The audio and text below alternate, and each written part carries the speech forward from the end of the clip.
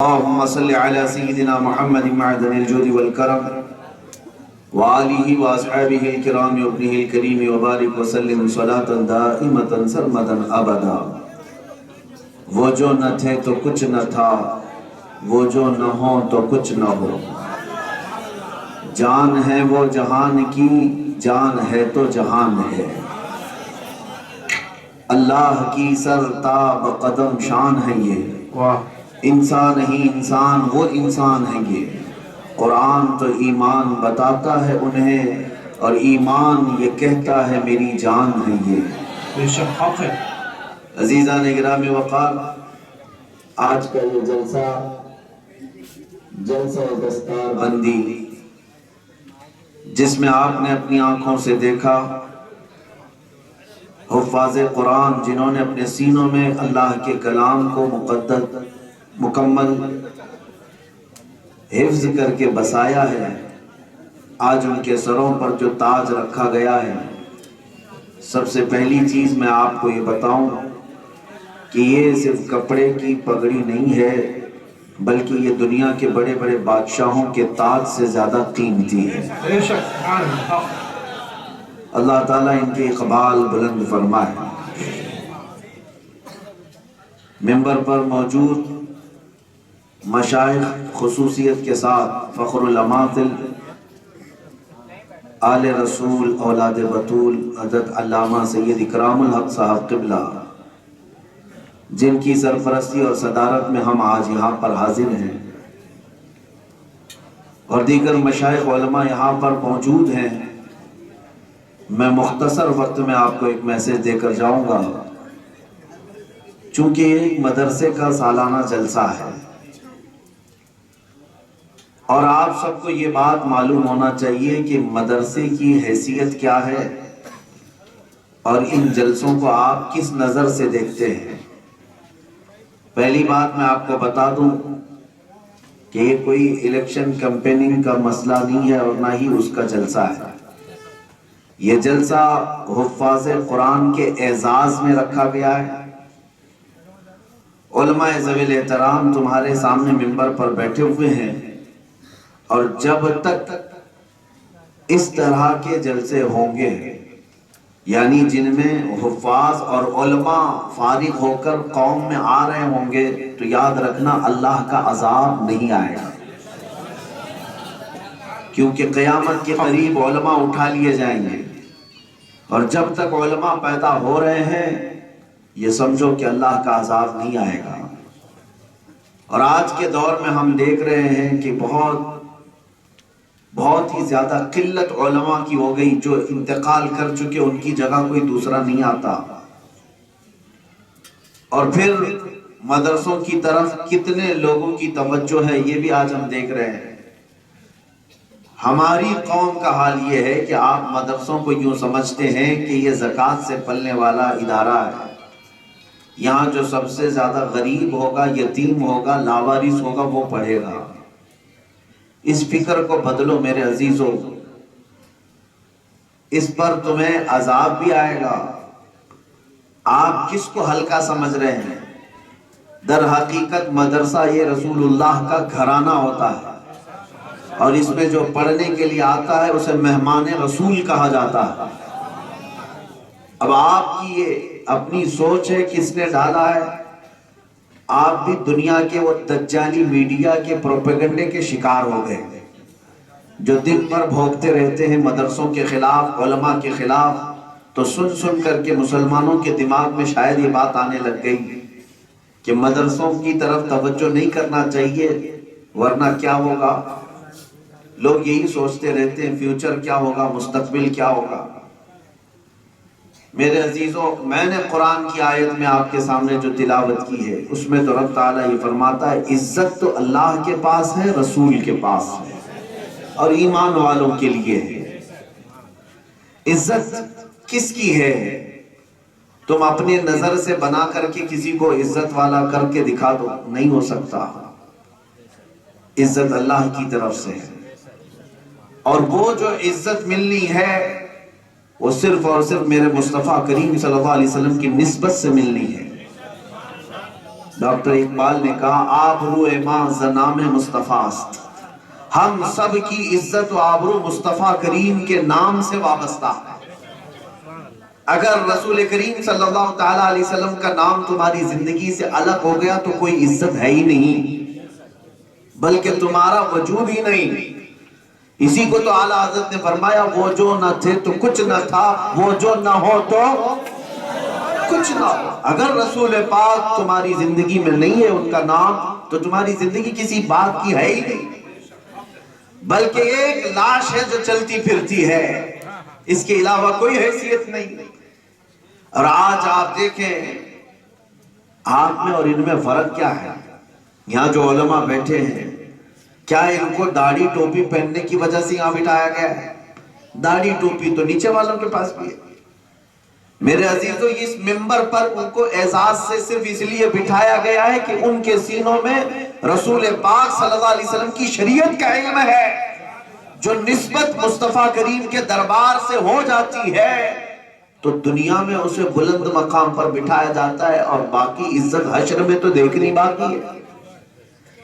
یہاں تک کہ حدیث پاک کی روایات میں یہ ملتا ہے، قیامت کے قریب کچھ ماں باپ ایسے ہوں گے جن کے سروں پر بہت ہی حسین و جمیل تاج رکھا جائے گا۔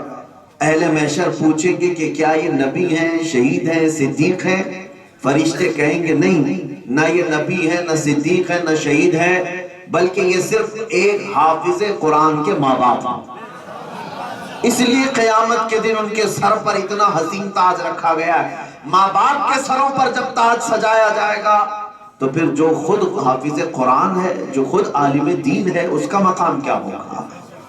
عزیزان گرامی وقار، نبی پاک صلی اللہ تعالیٰ علیہ وسلم کی نسبت علماء کو حاصل ہوتی ہے، اس لیے انہیں عزت ہے۔ میں یہاں پر نصیحت کرنے کے لیے، یہ جو فارغ علماء ہو رہے ہیں یا حفاظ، یہ ابھی عالم بنیں گے، اللہ کرے کہ یہ صالحین اور باعمل علماء کی جماعت میں شمار ہوں، ان کے دلوں میں ذرا برابر بھی یہ بات آنے نہ پائے کہ دنیا والے ہمیں کمتر سمجھتے ہیں۔ مولوی صاحب ان کا تو کچھ ہوتا نہیں ہے، مولوی صاحب کا کوئی بڑا گھر نہیں ہوتا، گاڑی بنگلے نہیں ہوتے۔ میں آپ کو بتاؤں، علماء حفاظ کبھی بھی اپنے دل میں یہ بات لانے نہ پائیں، اس لیے کہ تمہارا جو کچھ بھی ہے وہ رسول اللہ کے پاس رکھا ہوا ہے۔ اگر تم نے دنیا ہی حاصل کرنے کے لیے مدرسے میں پڑھا ہو تو پھر گویا کہ تم نے دین پڑھا ہی نہیں، دین پڑھا ہی نہیں۔ میرے آقا صلی اللہ تعالیٰ علیہ وسلم ارشاد فرماتے ہیں، ایسا شخص جو دنیا حاصل کرنے کے لیے دین کا علم پڑھنے کے لیے آتا ہے، وہ ایسا ہی ہے جیسے کہ اس شخص کو علم دینا ایسا ہے جیسے خنزیر کے گلے میں موتیوں کا ہار ڈالنا۔ دنیا دار کو علم دین نہیں سکھایا جائے گا۔ اس لیے میں طلبہ سے کہوں گا کہ تمہاری طلب دنیا کی ایک پھوٹی کوڑی بھی نہ ہو۔ کوئی سیٹھ تم سے راضی ہوتا ہے نہیں ہوتا ہے اس کی فکر نہ کرو، اس لیے کہ رزاق حقیقی میرا اللہ ہے۔ اللہ رزاق حقیقی ہے، کوئی تمہیں دنیا میں رزق نہیں دیتا، وہ اللہ ہے۔ اور اسی لیے ان کی عزت دنیا والے اگرچہ زبانی طور پر گرا کر کے کرتے ہوں، لیکن ان کا مقام بارگاہ مصطفیٰ میں بہت بلند ہے، بہت بلند ہے۔ کسی اور کے لیے میرے آقا صلی اللہ علیہ وسلم نے یہ بات نہیں فرمائی، لیکن ایک عالم کے لیے فرمایا کہ دنیا میں تم نے اگر کبھی کسی عالم سے مصافحہ کیا، حضور فرماتے ہیں گویا کہ اس نے مجھ سے مصافحہ کیا۔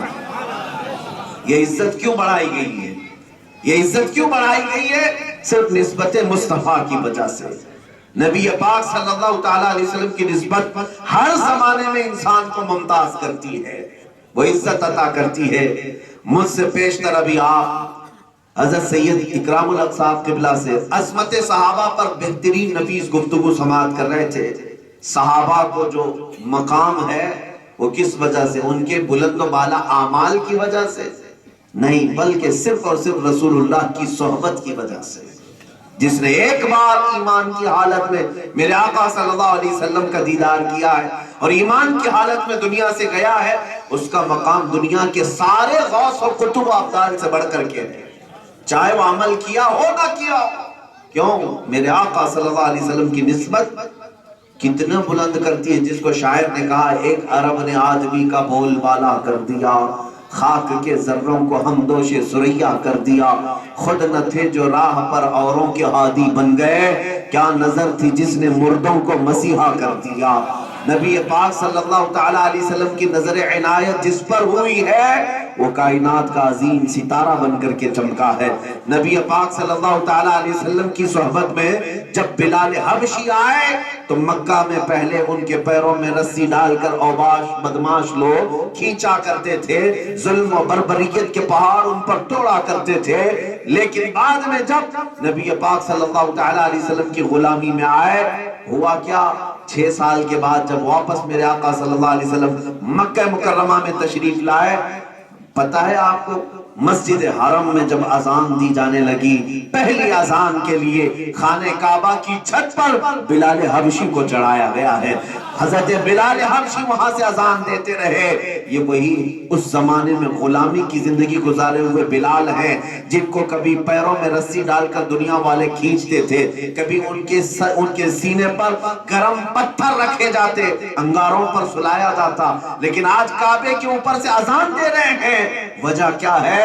بعض مفسرین، بعض عشاقان رسول نے یہ فرمایا یہ درس ہے ان دنیا داروں کو کہ دیکھو اللہ نے نسبت مصطفیٰ کی وجہ سے بلال حبشی کو کعبے کی چھت پر چڑھایا ہے۔ پتہ یہ چلا جو میرے مصطفیٰ کی محبت میں ایک زخم بھی کھاتا ہے، مولا اسے کعبے کے اوپر بلندی عطا کرتا ہے، اسے اس مقام پر پہنچاتا ہے۔ یہ کس وجہ سے؟ نسبت مصطفیٰ، نبی پاک صلی اللہ تعالیٰ علیہ وسلم کی نسبت پاک۔ میں دیکھتا ہوں الحمدللہ جس علاقے میں گئے ہمیں جو عزت ملتی ہے، ہم بھی تو مولوی صاحب ہیں، لوگ اگر یہ کہتے ہیں کہ مولوی صاحب کا کچھ ہوتا نہیں، الحمدللہ جہاں گئے ہزاروں کے مجمع میں قدم رکھنے کی جگہ نہیں۔ کیوں عزت ہے؟ یہ کس وجہ سے عزت ہے؟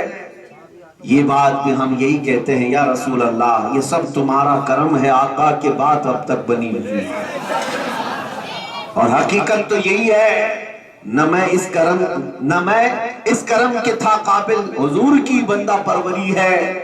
اور حقیقت یہ ہے میرے عزیزو، یاد رکھو حضور کی تعریف کرنا یا حضور سے نسبت حاصل کرنا یہ عطائی ہے اللہ کی طرف سے، اور جو حضور سے وابستہ ہو گیا، جیسے یہ علماء ہیں، یہ حفاظ ہیں، یہ اس طرح سے نہیں ہے کہ الیکشن سے آتے ہیں، یہ اللہ کے سیلیکشن سے ہوتے ہیں، یہ انتخاب ہے رب تعالیٰ کا، انتخاب ہے رب تعالیٰ کا۔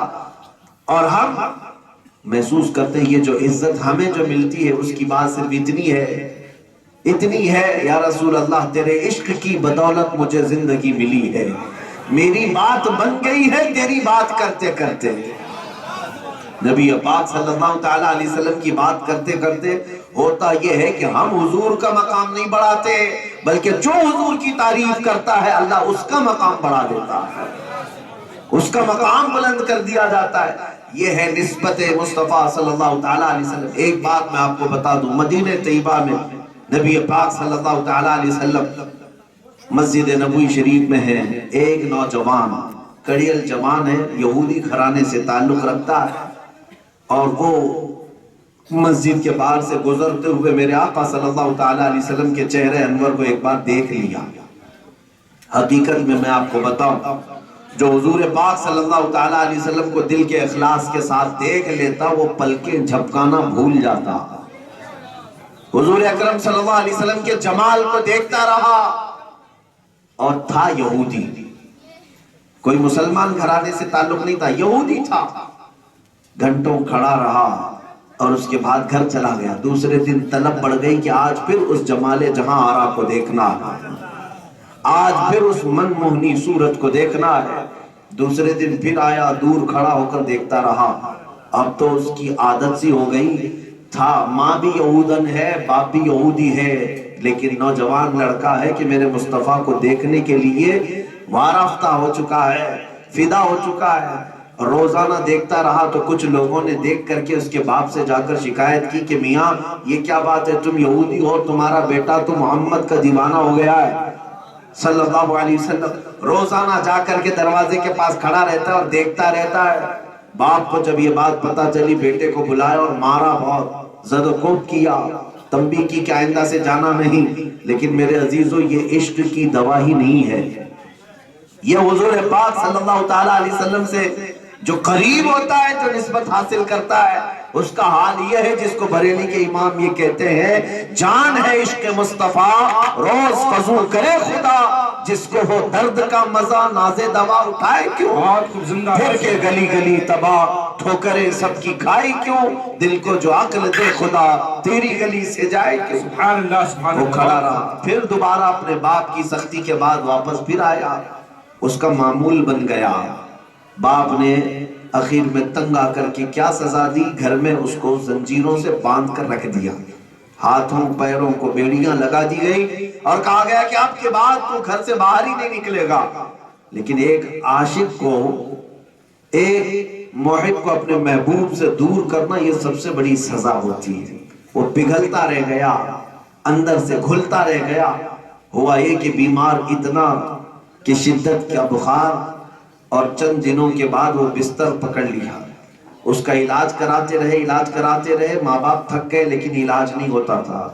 اخیر میں ایک حکیم آیا اور اس نے کہا کہ تمہارا بیٹا لا علاج ہو گیا، موت کی وادی میں جانے والا ہے، بس شاید اس کے گھنٹے باقی رہ گئے ہیں یا چند دن باقی رہ گئے ہیں۔ ماں باپ بڑے پریشان، اس نوجوان کو دیکھا کہ جسم پیلا پڑ گیا ہے، جوانی میں موت کا شکار ہو رہا ہے، مر رہا ہے۔ ماں باپ کا دل پسیج گیا، رحم آیا، بیٹے سے پوچھا کہ بیٹا کیا چاہتے ہو، آخری کوئی خواہش ہے؟ تم نے اپنے آپ کو تباہ کر لیا، برباد کر لیا۔ اس یہودی لڑکے نے کہا ایک بار محمد الرسول اللہ کو دیکھنا چاہتا ہوں، محمد صلی اللہ تعالیٰ علیہ وسلم کو دیکھنا چاہتا ہوں۔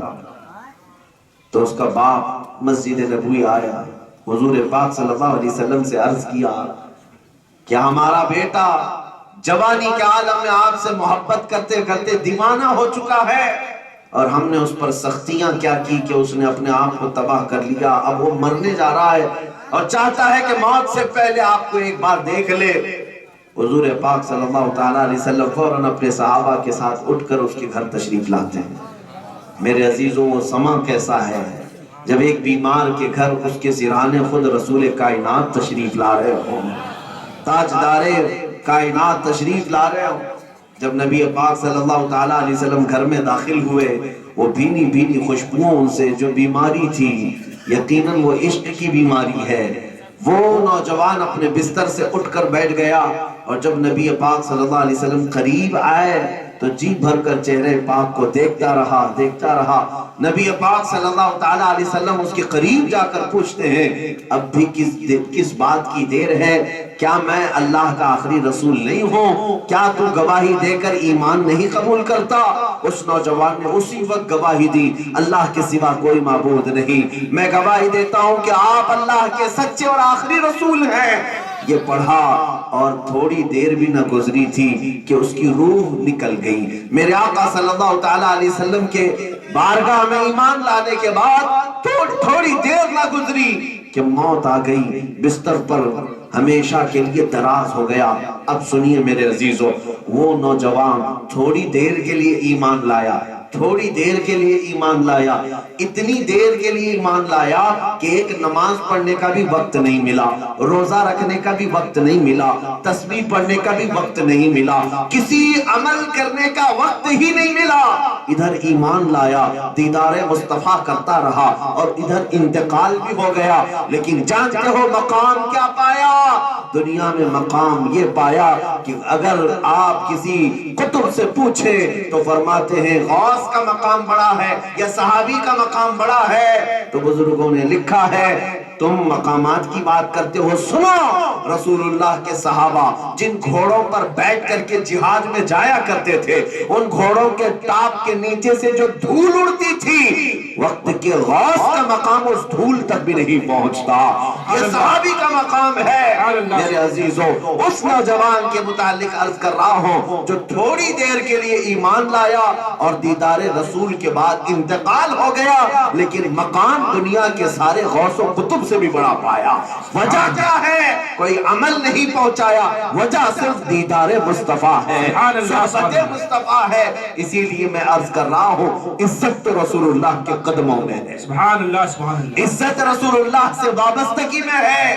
جو منٹ دو منٹ کے لیے بھی میرے آقا سے قریب ہوا، مولا نے اسے آسمان ہدایت کا تارا بنا دیا، انہیں ستارہ بنا دیا گیا ہے. اس لیے میرے عزیزو، اعلیٰ حضرت امام اہل سنت فاضل بریلوی رضی اللہ تعالیٰ عنہ زندگی بھر جس بات کا درس دیتے رہے امت کو، کس بات کا درس ہے؟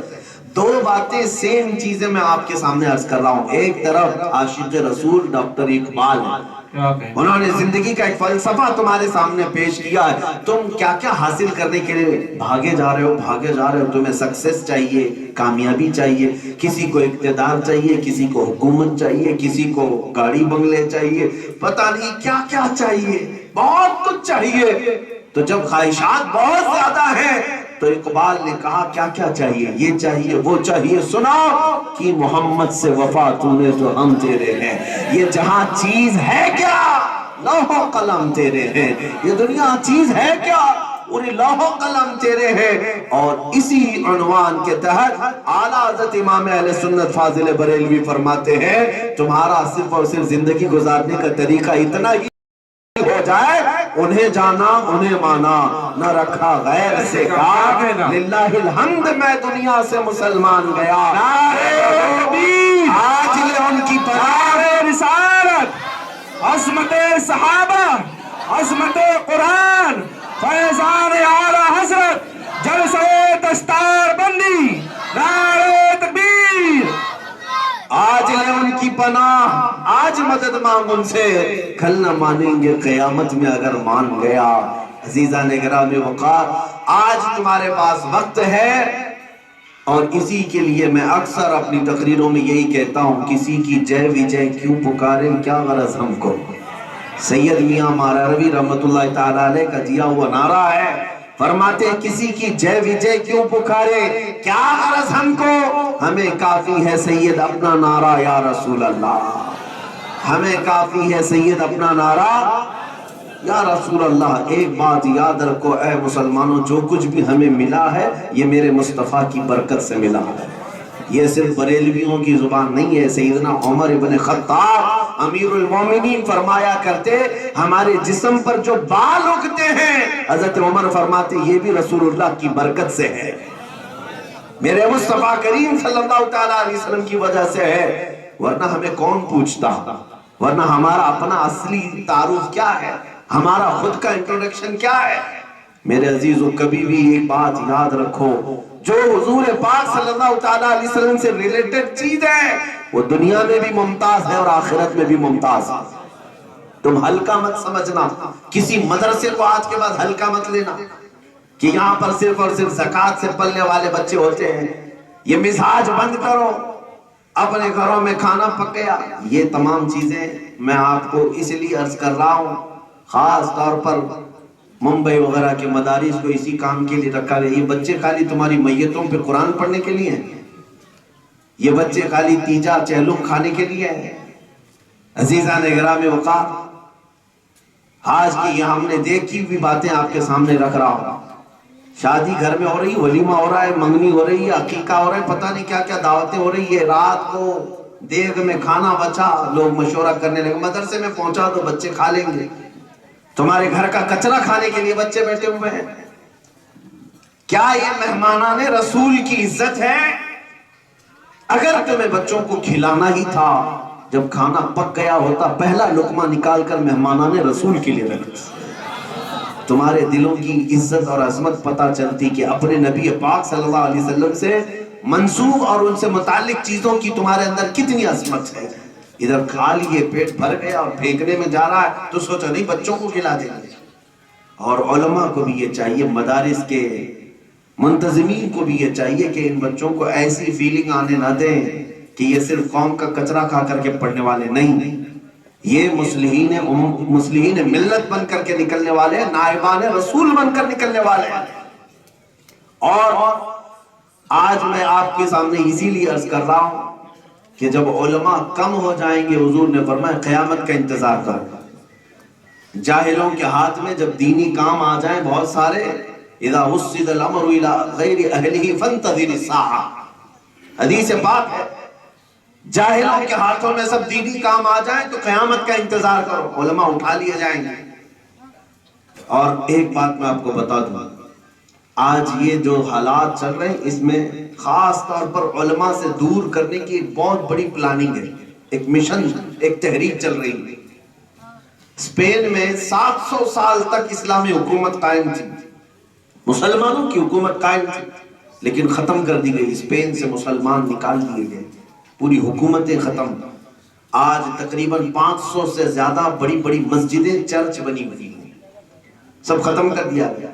یہاں سے ایک ڈیلیگیشن گیا تھا ہمارے ملک سے، کٹر واد تنظیم نے ایک ڈیلیگیشن بھیجا اسپین میں، یہ معلوم کرنے کے لیے اسپین والوں نے مسلمانوں کی حکومت ختم کیسے کر دی، 700 سال قائم رہنے والی۔ وہاں کے جو دانشور کہلاتے ان لوگوں نے یہاں سے گئے ہوئے لوگوں کو یہ بتایا کہ ہم نے اخیر وجوہات تو بہت ہیں، لیکن اخیر زمانے میں ہم نے مسلمانوں سے ان کے علماء کو دور کر دیا تھا، علماء کے خلاف بدگمانیاں پیدا کر دی تھی، قوم دور ہوتی گئی۔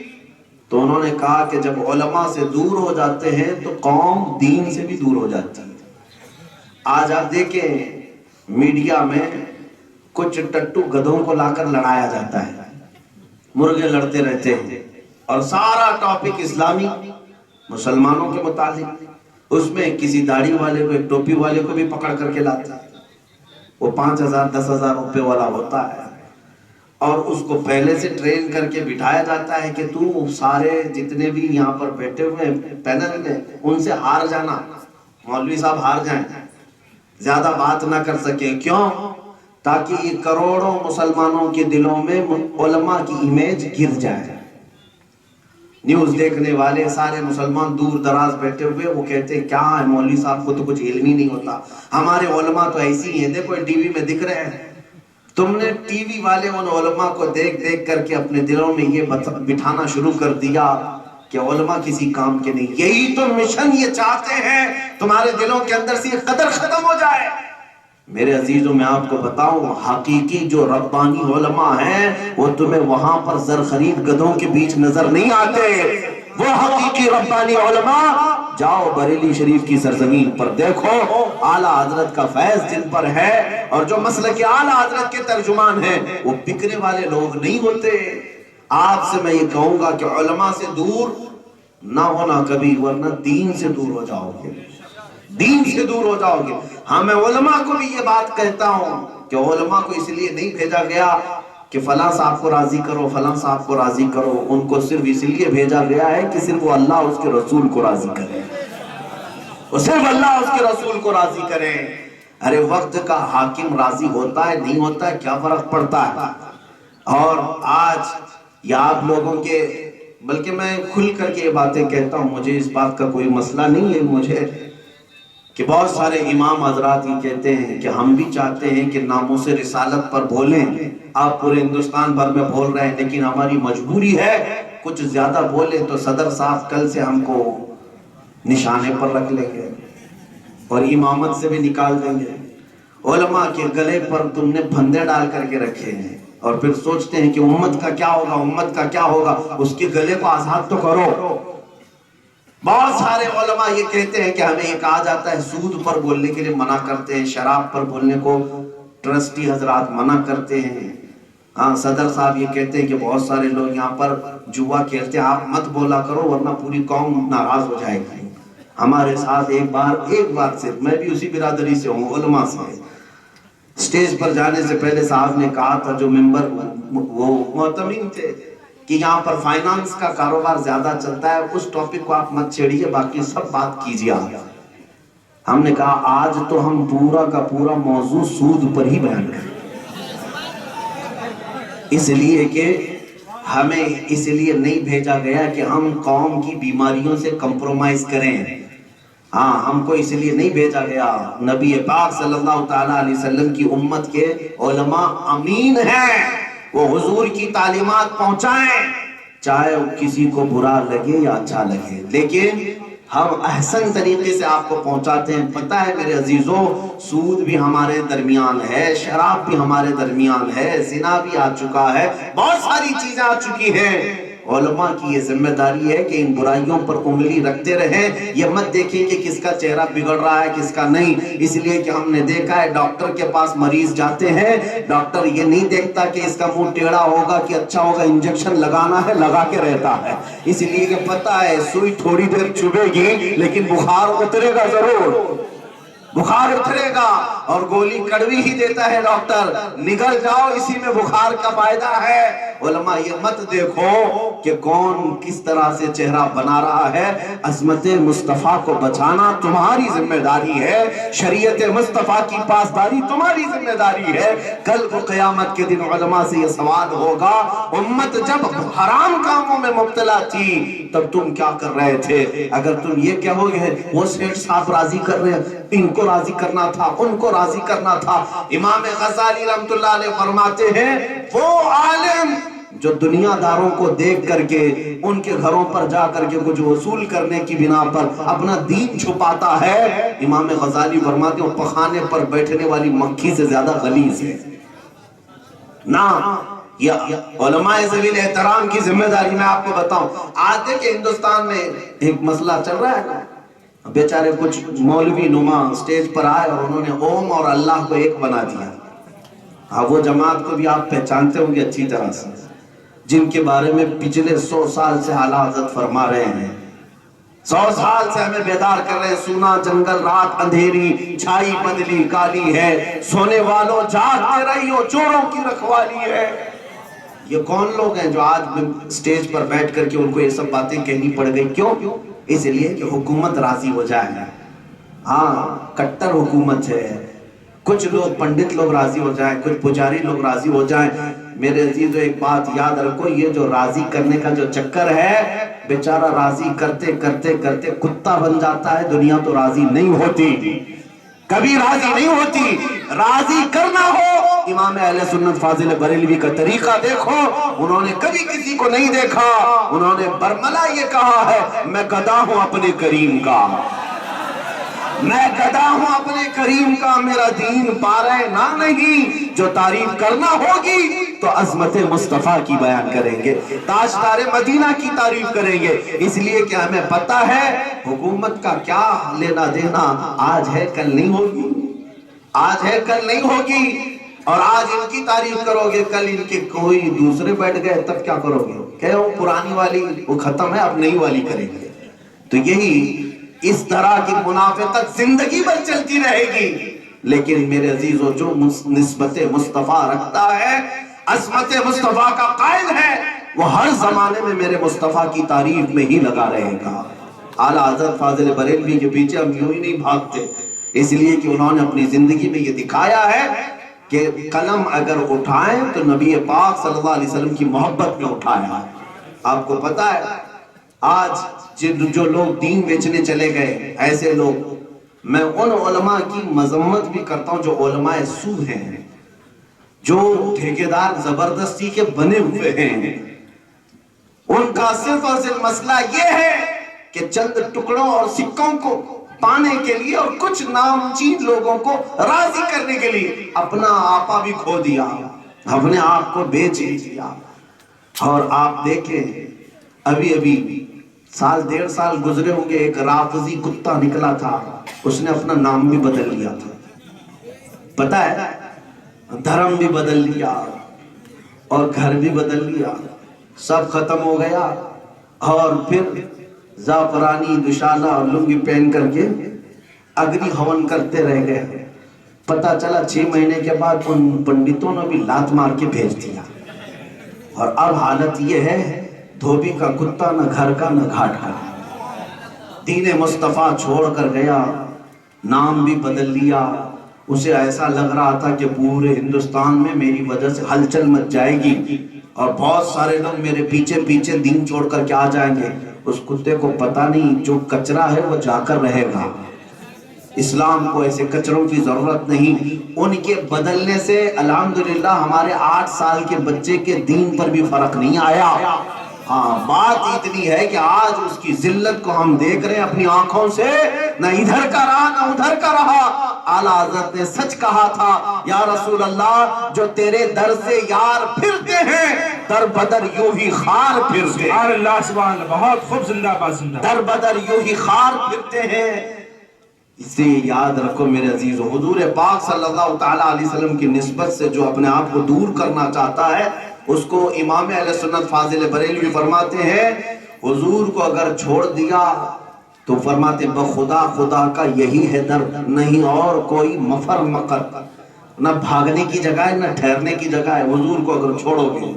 ایک سوال پھر میں آپ سے کہتا ہوں، ابھی بھی میں نے تقریر میں کہا تھا، آپ کی زبان پر یہ جملہ پابندی کے ساتھ آ جائے، میں ابھی پوچھتا ہوں، اور ہر سنی جلسے میں لوگوں کو یہ بات یاد ہے، پکی یاد ہے، میں ایک جملہ پوچھوں گا آپ جواب پہ خود ہی کہیں گے، ہر سنی کو یاد ہے، میں پوچھ رہا ہوں وہ جو نہ ہو تو، یہ ہر ایک کو یاد ہے، وہ جو نہ ہو تو کون ہے؟ رسول اللہ اگر نہ ہو تو کچھ نہیں، ہماری زندگی نہیں ہے، ہمارا نام کچھ نہیں ہے، اس دنیاوی زندگی میں بھی وہ جو نہ ہو تو، اور قبر میں بھی اگر حضور نہ ہو تو، اور حشر میں بھی اگر حضور نہ ہو تو کچھ نہیں ہونے والا ہے، کہیں بھی کچھ نہیں ہونے والا ہے، بلکہ حالت تو یہ ہے خلیل اللہ کو بھی حاجت رسول اللہ۔ سبحان اللہ سبحان اللہ، بہت خوب، زندہ باد۔ ہاں وہ جہنم میں گیا جو ان سے مستغنی ہوا، ہے خلیل اللہ کو حاجت رسول اللہ کی،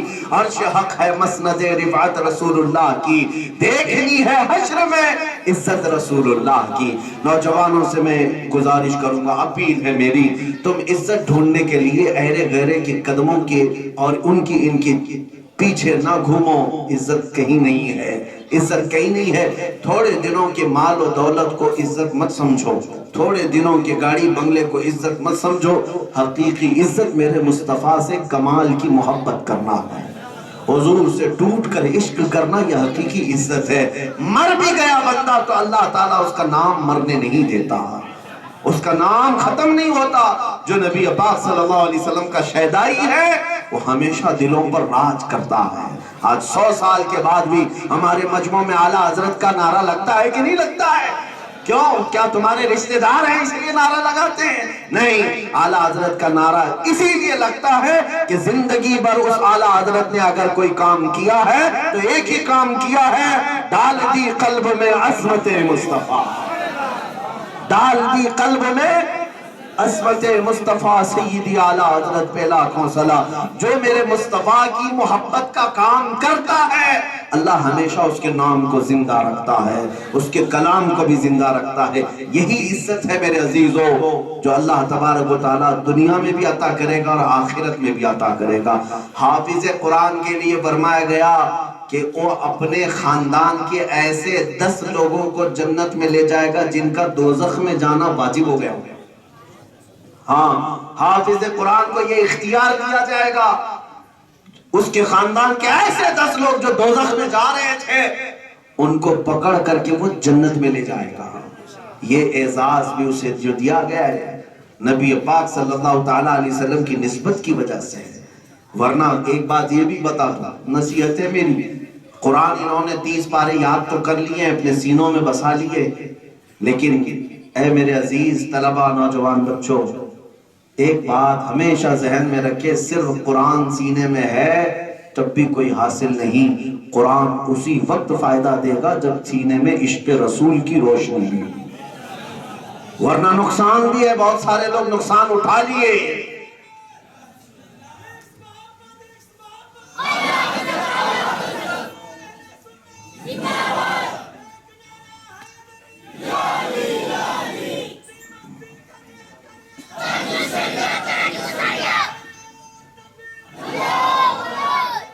قرآن میں اللہ رب العزت نے کیا فرمایا؟ قد جاءکم من اللہ نور وکتاب مبین۔ اللہ فرماتا ہے بے شک تحقیق کہ اللہ کی طرف سے تمہارے پاس ایک نور آیا ہے اور ایک روشن کتاب، ایک نور آیا ہے اور ایک روشن کتاب۔ آپ سے میں پوچھتا ہوں نور سے مطلب کون ہے؟ حضور پاک کی ذات سے، اس کی تفصیل کرنے کی ضرورت نہیں ہے، نور سے مراد رسول اللہ کی ذات ہے۔ اور روشن کتاب سے مراد کیا ہے؟ قرآن پاک ہے۔ یعنی ایک آیت میں اللہ نے دو چیزیں بیان کی۔ اللہ فرماتا ہے تمہارے پاس اللہ کا نور، رسول بھی آئے اور قرآن بھی، دو چیزیں آئی ہیں، روشن کتاب اور نور۔ لیکن ترتیب دیکھیں، پہلے کیا آیا؟ قد جاءکم من اللہ نور و کتاب مبین۔ اللہ فرماتا ہے اللہ کی طرف سے پہلے تمہارے پاس کیا آیا؟ نور آیا، یعنی حضور کی ذات ہے، اور اس کے بعد کیا ہے؟ کتاب مبین، قرآن ہے۔ اس لیے کہ دنیا میں بھی ہم دیکھتے ہیں کتاب اٹھاؤ لیکن پڑھنا اسی وقت ممکن ہے جب لائٹ لگی ہو۔ اجالے کے بغیر آپ کتاب پڑھ سکتے ہیں؟ نور کا پہلے ہونا ضروری ہے، روشنی کے بغیر کوئی کتاب نہیں پڑھی جا سکتی۔ اسی لیے ان طلباء سے بھی میں کہتا ہوں قرآن تمہارے پاس موجود ہے، لیکن اس کو پڑھنے کے لیے مدینے والے کی لائٹ ہونا ضروری ہے، رسول اللہ کی محبت ہو، تب یہ قرآن تمہیں بہت بلندی تک لے جائے گا۔ اور جب نبی پاک کی عظمت سینے میں نہ ہو تو دھکے کھاتے رہ جائیں گے۔ قرآن کا ترجمہ ادھر سے ادھر، ادھر سے ادھر کرتے کرتے کچھ لوگ جو گمراہ ہو گئے، بہک گئے، کبھی نبی کے گناہ ثابت کرنے لگ گئے، کبھی اللہ کے مقام پر ہی بات کرنے لگ گئے۔ بہت ساری چیزیں ترجمے میں غلط کیوں کیا؟ عشق مصطفیٰ کا نہ ہونا، محبت مصطفیٰ اور عظمت مصطفیٰ کا سینے میں نہ ہونا۔ اسی لیے میرے عزیزوں، حضور پاک صلی اللہ تعالیٰ علیہ وسلم کو چھوڑ کر دین کا کوئی حصہ ہے ہی نہیں۔ نہ قرآن پڑھ سکتے ہو، نہ شریعت پر چل سکتے ہو، نہ ہی اپنی زندگی میں کوئی دوسرا کام کر سکتے ہو۔ حتیٰ کہ اگر مر بھی گئے قبر میں تو دو سوال تو آسان ہیں، فرشتے جو کریں گے تیرا رب کون ہے، تیرا دین کیا ہے؟ سب کہہ سکتے میرا رب اللہ ہے، میرا دین اسلام ہے۔ تیسرے سوال پر وہ فرشتے آئیں گے اسی ذات کی طرف، حضور کو دکھا کر پوچھیں گے بتا ان کے بارے میں کیا کہتا تھا۔ یہی سوال ہے جو منافق نہیں جواب دے سکتا، نہیں وہیں آ کر پھنسے گا۔ حضور پاک صلی اللہ تعالیٰ علیہ وسلم کے متعلق جب تک نہ بتائے وہ قبر میں عذاب میں مبتلا ہی رہے گا۔ اسی لیے میں نے کہا ہے نبی پاک صلی اللہ تعالیٰ علیہ وسلم کے متعلق وہ جو نہ ہو تو کچھ نہ ہو۔ اور قیامت کے دن کا منظر بھی یہی ہے، ایسے نہیں کہ ڈائریکٹ پوری مخلوق حضور کے پاس گئی، پہلے آدم علیہ السلام کے پاس، نوح علیہ السلام کے پاس، ابراہیم علیہ السلام کے پاس، اسماعیل علیہ السلام کے پاس، پوری کائنات کے سارے انسان پہنچتے رہے ہماری سفارش کر دیجئے، ہماری سفارش کر دیجئے۔ ہر نبی نے کہا جس کے لیے تم آئے ہو آج ہمارے پاس نہیں ہے، لیکن اخیر میں گھومتی ہوئی یہ پوری مخلوق نبی پاک کے پاس آئی تو آپ نے کیا فرمایا؟ جس چیز کے لیے تم گھوم رہے ہو وہ میرے پاس ہے، وہ میرے پاس ہے۔ اعلیٰ حضرت کیا فرماتے ہیں؟ خلیل و نجی مسیح و صفی، سبھی سے کہیں نہ بنی، خلیل و نجی مسیح و صفی، سبھی سے کہیں نہ بنی، یہ بے خبری کی خلق پھری کہاں سے کہاں تمہارے لیے۔ یا رسول اللہ دہن میں زبان تمہارے لیے، بدن میں ہے جان تمہارے لیے، ہم آئے یہاں تمہارے لیے، اٹھے بھی وہاں۔ اسی لیے میرے عزیزوں میں نے اپنی تقریر کا پورا حصہ اسی بات پر رکھا کہ عزت کہاں ہے؟